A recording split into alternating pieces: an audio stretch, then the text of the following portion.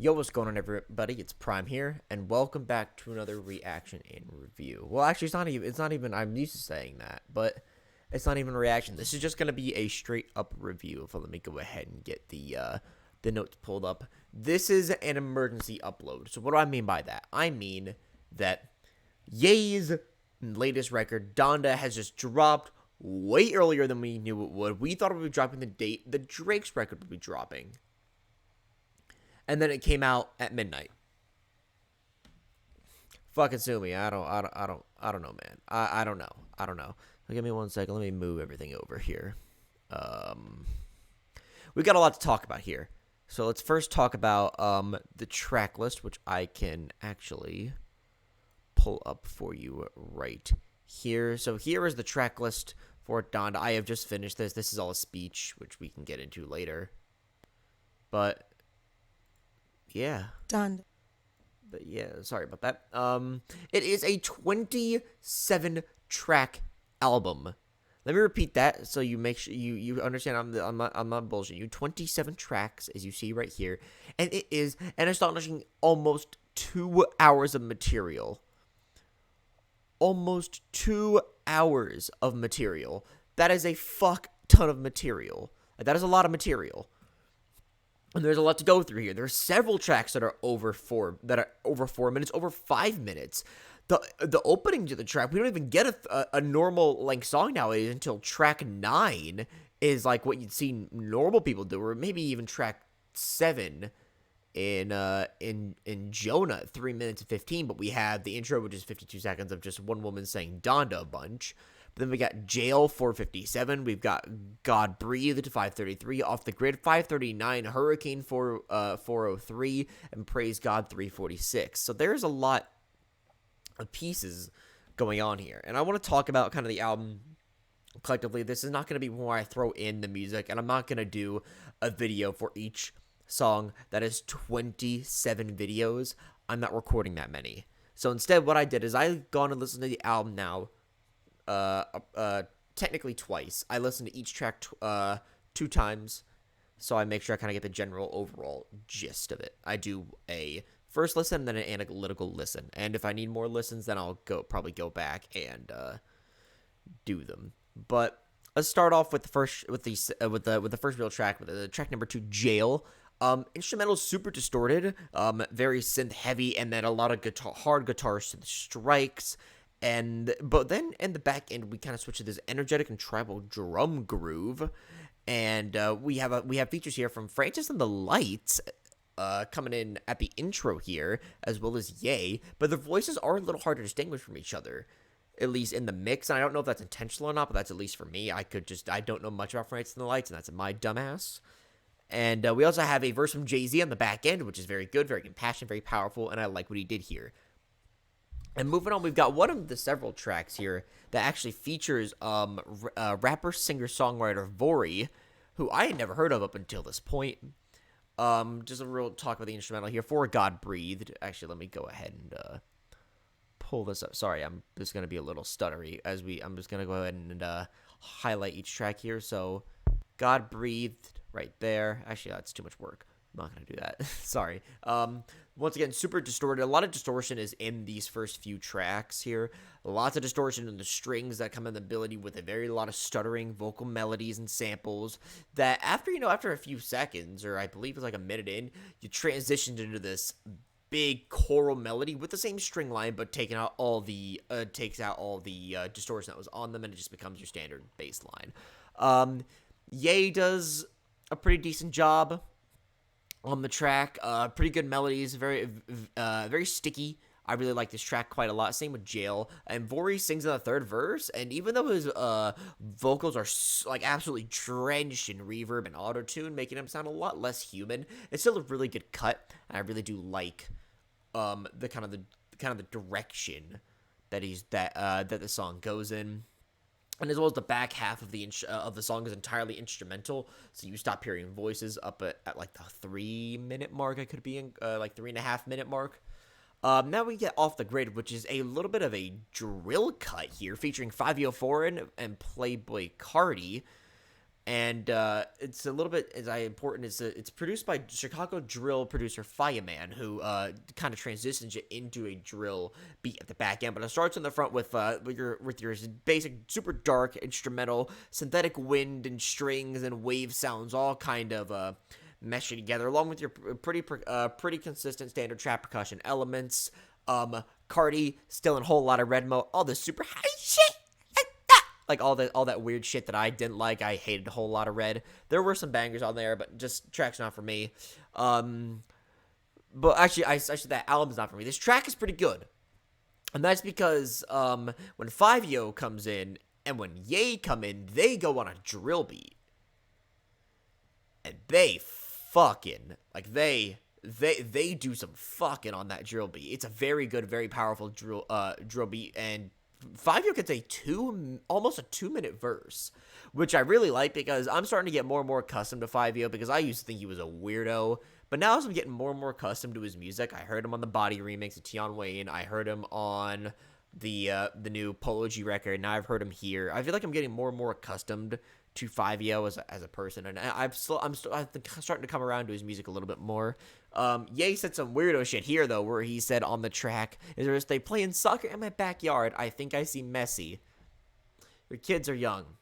None of them are Lionel Messi. That's absurd from you." Moving on to the next track here, we have Hurricane featuring none other than Abel himself, The Weeknd, and Lil Baby as well. This eerie synthetic string and trap percussion infused instrumental is very, very, very powerful, very relevant right now. I can see why he picked it and why he picked these artists, and a very impassioned chorus from Abel as well. And as a trend that we see on this song, and as well as a lot of others, it's a lot of kick clapping instrumentals. What I mean by that, you hear a boom, or you hear something kind of in that nature. It's a lot of kick clapping, kick drum clap sound effects thrown onto the beats that drive the percussive melody. And another bit of a weirdo, lyric here from the man Ye. God made it rain, but the devil made it hail. I thought hell was supposed to be hot. This might just be my lack of knowledge about Christianity. I know Ye is very devout. As I should point out, every song on this record is clean and has some connection to God.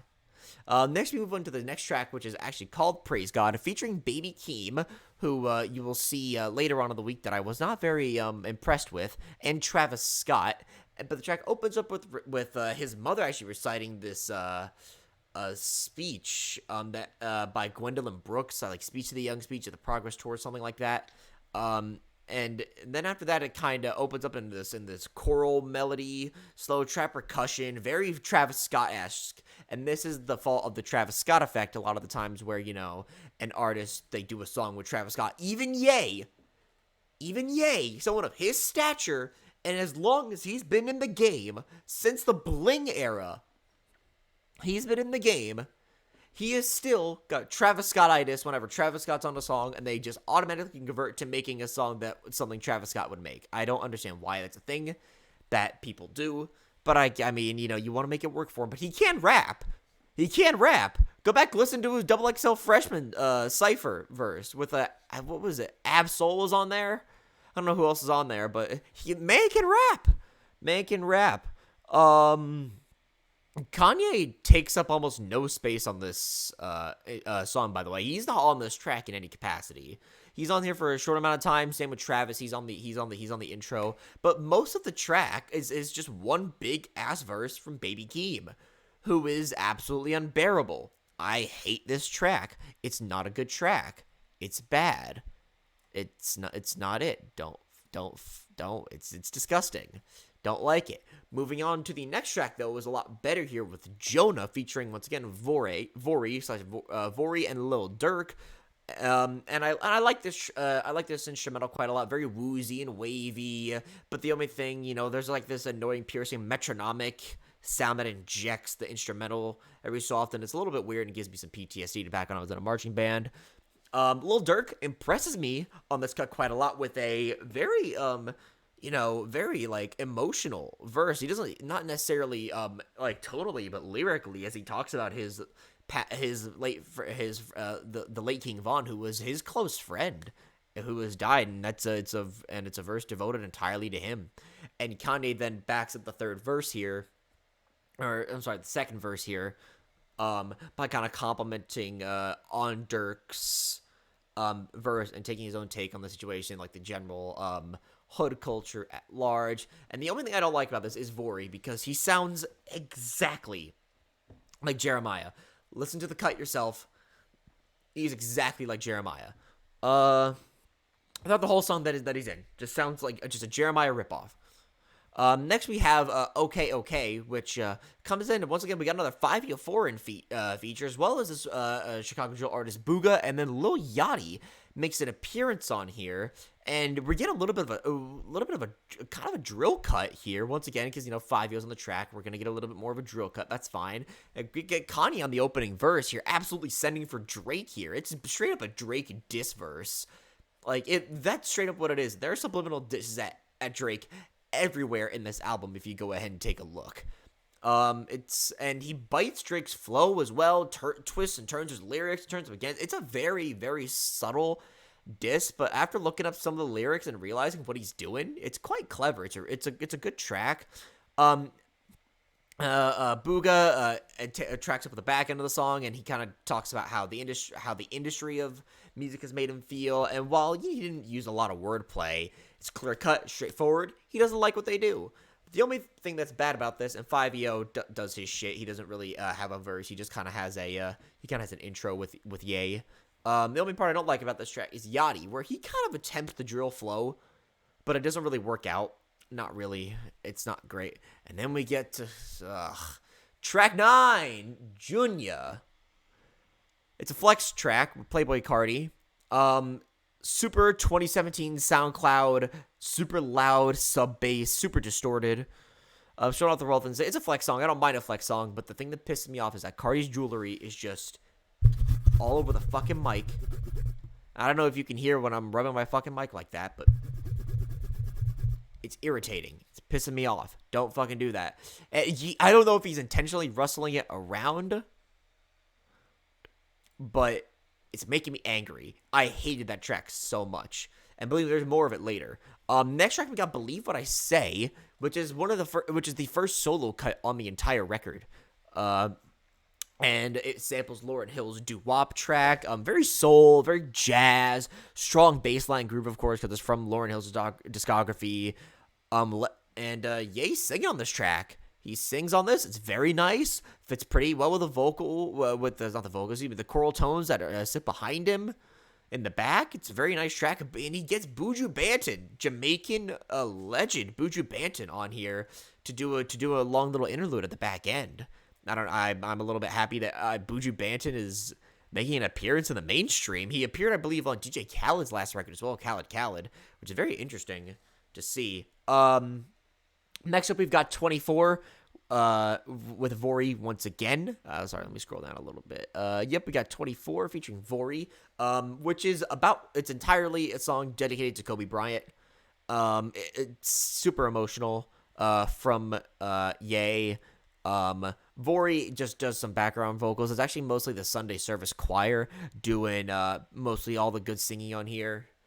It's a heartfelt song about Kobe's passing, hence 24. That was his basketball number. Not my favorite track, but a sentimental one, and I think it's a good track to have on here.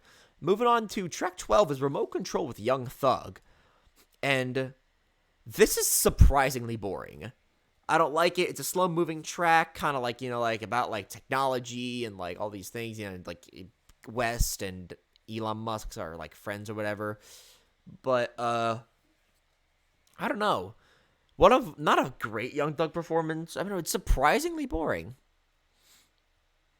Surprisingly boring. Not really for me. I don't hate the song. I don't love it. It's just very, very mid. Moving on here, though, to track 13. Arguably, probably one of my favorite cuts on here is entitled Moon, featuring Kid Cudi and Don Toliver. I had never listened to Don Toliver before this record, but oh my goodness. Actually, that's not true. I heard him on the M record, but I didn't like that song. So this track is just beautiful. God, it's just beautiful. The singing, the instrumental, the verses, Cudi in that Kid C ghost form. It's beautiful. Kanye in that Kid See Ghost form. This is a great track, and I wonder if this was a throwaway from that project, because it's great. It's a great track. And right after that, we get another slapper in the playlist, Heaven and Hell. It's a very back and forth flow, very sturdy, a little bit like DMX. That a little bit like the DMX flow off that I forget what song it was, but a little bit like the DMX flow that Skepta and A$AP Rocky ripped on Praise the Lord to Shine, whatever that track was. A little bit like that. Once again, another drum clap beat that builds over time, adding just layers and layers and layers and layers to it.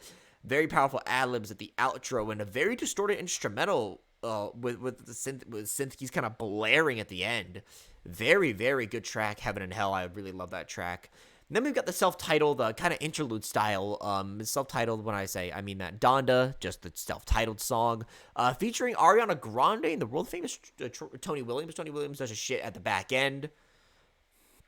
Or not the back end, sorry. More like in the middle-ish back end. Low driving pianos. More spoken words from Donda, Ye's mother. Some background vocal contributions from both Ye and Ariana. And, I mean, I'm a big Ariana Grande fan. I'm happy she's on this record. Would have never seen it, and this is just a little bit of an interlude, but nice to see.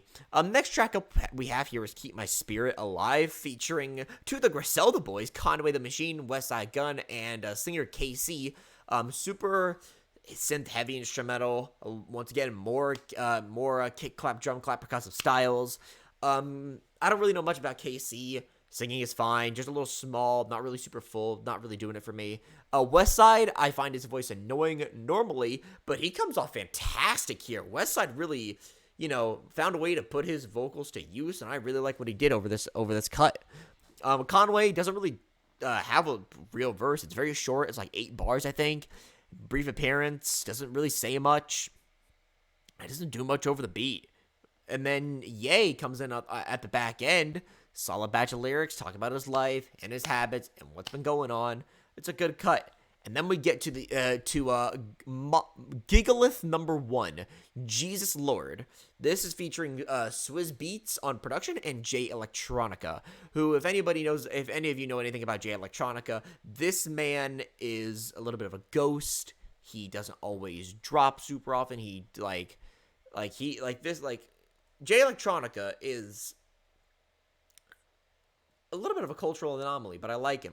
And I say I like him. I didn't like him until I heard this track, at least. I saw the title, and I was like, oh, this is going to be another one of those Jesus is King songs where, it's really bad, it's nonstop about Jesus. But, even though Ye's verse was that, it wasn't horrible. Super distorted sub-bass instrumental. But the real story here is Jay Electronica with the stellar and easily the best verse on this entire record. No other verse comes close. Masterful wordplay, interweaving religious happenings with political dramas that have happened over the years. Talking about, Downing Street did in Ghana. There's so much. I have the lyrics pulled because I wanted to talk about this. One fucking second here. So many star-studded lyrics. Thank you for bringing me up the rough side of the mountain, like Ertugrul. Every knee bowed down, every tongue confessed, and pay homage to the monk who visit the Rothschilds like Theonis to Pannonica. What? Oh my god. Earthquakes will strike this nation. For a Bush did to Rwanda, what the Clintons did to Haiti, and Downing Street did to Ghana. And Tenochtitlan, they call me Terremoto de El Negro Loco. Oh my god. I don't know if I can say that, but dear lord, that is powerful, man. Jay Electronica, this is a great song. The following cut, we have New Again featuring Chris Brown, as well as the Sunday Service Choir. And they both appear on, Chris Brown appears in the first chorus, and the Sunday Service Choir appear in the second chorus. They each take it, provide their own different energy to it, provide their own vocals to it. Neither of them disappoint, neither of them are super outstanding. They just kind of, a little bit of that ear candy, and I quite like it. Super personality-filled opening verse from Kanye. A little bit, almost Young Thug inspired a little bit. The second one is a little repetitive, but very sticky in the ear. This is going to be a good track to have on replay. Next, we've got Tell the Vision here, featuring Pop Smoke, which is easily the worst cut on this entire record. Easily the worst cut on this entire record. It's just a Pop Smoke song. It's just a Pop Smoke verse that they took from Twitch. And whenever he speaks, you can actually hear like the hi-hats from the speakers in the background from the stream that they took it from. It's just really tacky. I know, like, I think he was good intentioned because I think he said he wanted to honor Pop Smoke, but, you know, this is all that he had to work with. But Jesus God, this is the worst cut on here. This didn't even need to be on here. Kanye was one of the greatest producers of our time. Like, you gotta do better than that, dude. You're being mentioned up there with No ID, The Alchemist, Madlib. Come on, dude. All right, next track up, we've got there's that track 20, Lord I Need You, featuring the Sunday Service Choir, a song entirely about and devoted to his ex-wife Kim Kardashian. Great singing from Ye and the Sunday Service Choir. Pretty good track. The only weird thing about this track is there's just a random where's out of here tag near the back end of the song, not like even like at the end of the song, just like in the middle of the verse, which is weird. But you know, whatever. Still a decent track. I don't mind it. It's almost in the loved list, but not quite. Next is we're kind of rounding out we're kind of getting to the back end here. We've got Pure Souls featuring Shensia and Roddy Ricch. Lots of organs on this one, a bouncing sub bass, really, and Roddy gives it a very solid performance wherever he's included. Honestly, and I know these two had their whole beef and like Ye pissing on the Grammy, and Roddy was like, that's some lame shit or whatever. But they do some pretty good work here, and on Pure Souls, Ye raps about losing that purity in his soul and turning to faith, turning to religion, and trying to get that purity back. And Shenseea wraps up the back end with some singing, some spoken word, lots of delay on the vocals. Only issue with this section of the song is it makes me dizzy because the instrumental is fast panning back and forth. I just slapped my mic, sorry about that. Is fast panning back and forth. And I had to skip the song during her part because it makes me dizzy. I can't listen to it. Next track up here is called Come to Life, another solo cut here for the first time in a little bit. And what's special about this is that while there's no features, it's a really good track, but it has zero percussion in the entire song. That's something I want to talk about. Zero percussion in this track, and also in the following track, No Child Left Behind. But on Come to Life, it's so glamorous, beat of front half of it, all soft synths, kind of like driving, and then the beat switches to a piano-driven beat with strong, distorted synth guitars, kind of like in Jail, with, once again, zero percussion. That's the closest thing you get to percussion. And I would like to point out that track is produced by Tyler, the Creator, so I wonder how much of his style was really injected into that. But Tyler does love his percussion as well, so I don't really know what was going on there, but Tyler is the only Tyler, the Creator, like, appearance on here. I thought it had to be noted because, he only appears on shit that he wants to be on, and I feel like this is a pretty big market achievement for him for probably one of the better songs on the record here. And the last like cut before we get into the part twos of songs is No Child Left Behind, as I mentioned earlier, featuring the Sunday Service Choir and Vori. Very organ heavy once again, mostly going from major to minor third, sometimes a diminished seventh. Once again, another track with no percussion. Vori takes up most of the lyrical time on the track with a standard triplet trap flow, not really for me. And Ye finishes up the track with a little bit of a repetitive repetitive and repeating outro. And now we get to the part of the record that's all the part twos of these songs: Jail, Okay, Junya, and Jesus Lord. Talking about Jail Part 2, once again, Francis and the Lights appears, but this time, instead of Jay-Z, we get the legend that is Marilyn Manson, as well as DaBaby, who appears, and same instrumental from previous, same Francis and the Lights part, same Ye part. DaBaby's verse, pretty solid, interesting singing and rapping mixes. He actually changes up his flow. He's not stuck. Sorry, my jaw hurts. Kind of just like, not really stuck in that one flow that he's always been memed about, but just he kind of addressed the age shit that he said in not the greatest way possible, but it was better than what he originally said on socials. So, it is what it is. Okay, Part 2. same stuff before, but with Shensia, excuse me, having a actual verse. That reggaeton accent doesn't really stick with the instrumental, but her lyrics are very strong and good. If you do want to check out her music, I would recommend it if you're into that kind of like rap reggaeton kind of fusion. Next, Junya Part 2. Same instrumental, same verses. They get an extra verse from Cardi. And Ty Dolla $ign as well makes an appearance instead of just being in the background. Comes in with a cool concept, but just ends up sounding like a shitty young thug when he goes high.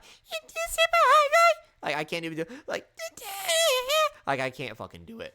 I can't fucking do it. It's not a good track. Junya Part 1 or Part 2, both of them are trash. That's going to be an unpopular opinion because Cardi is quite loved, but that's how I feel.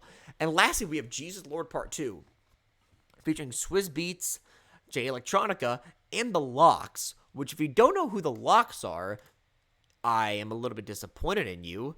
Why don't you know who The Lox are? But it's Styles P, Jadakiss, and Chic, who all were in this group together known as The Lox back in the day. And they are still sharp as ever.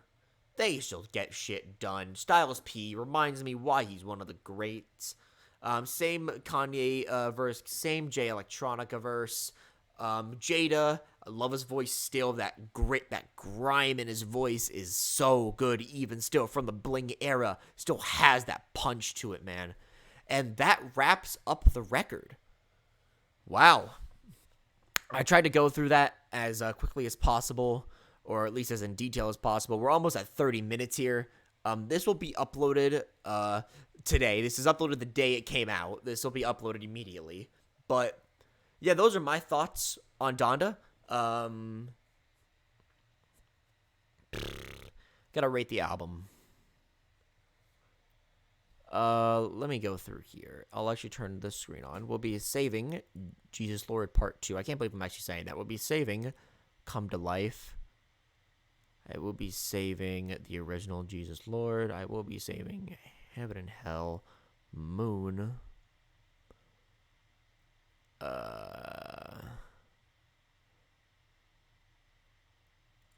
Off the Grid, God Breathed, and Jail.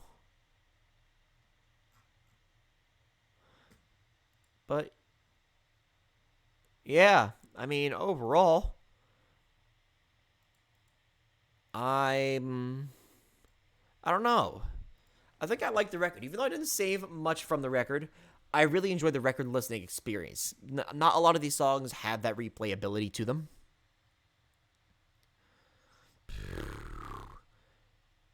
I'm going to say a 7 out of 10 for Donda. Now, that is with this version. I would like to point out, let me point out, the version on Sunday, August 29th, 2021 at almost 1 p.m. At this time frame right here, this version of the album, because I guarantee you this is going to be like some T-Lop, the Life of Pablo bullshit, where it goes through track edits, track removals, track additions, remixing, remastering, new features, less features. It's going to go through a whole myriad of bullshit. But at this version right now, is a 7 out of 10. And that is going to be it from me. I hope you guys enjoyed this sort of talking kind of album review instead. I couldn't do the whole album. I couldn't upload me listening to everything. That would have been too many videos. I wanted to just jam it into this video. And yeah, thank you all for watching. Follow me on Twitch and Spotify, please. I got a new EP coming very shortly. Yeah. Donda, good project. Way better than I was expecting. But thank you all for watching. Take care. Have a good day. And goodbye.